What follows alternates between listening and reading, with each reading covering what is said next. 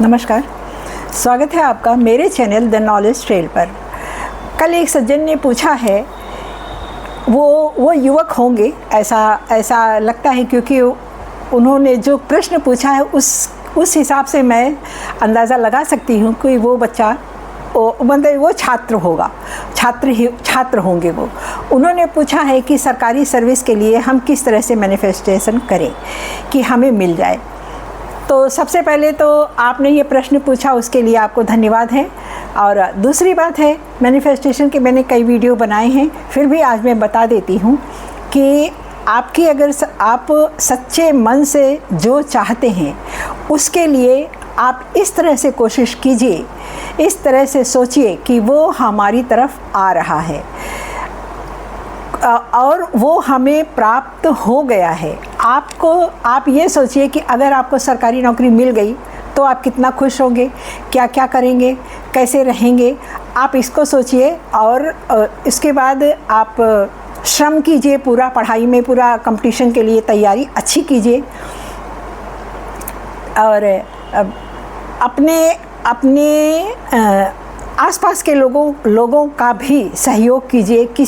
किसी को पीड़ा मत दीजिए, सबसे बड़ी बात ये कही गई है, हमारे धर्म में कहा गया है। इसके अलावा आप जब बैठते हैं तो अपने मन में इस चीज़ को हमेशा ध्यान में रखिए, सोचिए कि मैं नौकरी के लिए कंपटीशन में बैठा हूँ, मैंने अच्छा लिखा है, मेरा पेपर अच्छा हुआ है, मैं पास हो गया हूँ, मुझे सर्विस मिल गई है। इस तरह से आप सोचिए। लेकिन सबसे बड़ी शर्त उसमें ये भी है कि आप तैयारी अच्छे से कीजिए और जितने भी फार्म होते हैं सारे भर डालिए, सब भरते जाइए, अपने ऊपर थोड़ा सा इन्वेस्ट करिए। अगर आप सचमुच चाहते हैं तो इस समय जो आप थोड़ा सा अपने ऊपर इन्वेस्ट करेंगे, उससे आप सारा जीवन आप खुश रहेंगे और अपनी मनचाही चीज़ पा सकेंगे। तो आपने इसको किया, उसके बाद आप विजुअलाइज़ कीजिए कि आपको सरकारी नौकरी मिल गई है और उसके बाद आपके घर वाले कितना खुश हैं, आप कितना खुश हैं और सब लोग आपको धन्यवाद दे रहे हैं और आप बहुत खुश हैं। इसको विजुअलाइज़ कीजिए। फिर सोने से पहले, रात में निद्रा आने से पहले हमारा दिमाग उस समय एक ऐसे वेव में होता है जिसको हम थीटा कहते हैं। थीटा वेव वो होता है जो बहुत शांत होता है। और आप इस तरह से समझिए कि हम जब एकाग्र मन में होते हैं, एकाग्रता जब आती है, हर तरफ से चिंता जब हमारी ख़त्म हो जाती है, हम सेटिस्फैक्शन में आ जाते हैं, तब उसी समय ये थीटा वेव बनता है। और ठीक सोने से पहले इस तरह का वेव हमारे मस्तिष्क में बनता है। तो उस समय आप ये प्रार्थना करके मतलब सोने की कोशिश में कीजिए कि मैं सरकारी नौकरी पा गया हूँ, जो भी आप चाहते हैं, अब मैं पा गया हूँ, मुझे मिल गई है और मैं बहुत खुश हूँ। और भी आप जो करना चाहते हैं वो सब इमेजिन कीजिए।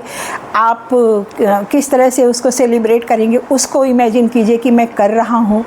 तो ये सब आप कीजिए और उसी तरह की आप अपनी लाइफ स्टाइल भी बनाइए कि किस तरह आप जीना चाहते हैं। ये सोचते हुए आप सो जाइए। इससे क्या होगा, आपका अवचेतन मन जो है उस चीज़ को वो रिपीट करता रहेगा, बार बार अपने दिमाग में रिपीट करता रहेगा। हम सो जाते हैं लेकिन हमारा अवचेतन मन काम करता रहता है। तो जो आपकी वाइब्रेशन है वो यूनिवर्स को जाएगी और आपका सपना एक दिन ज़रूर पूरा होगा।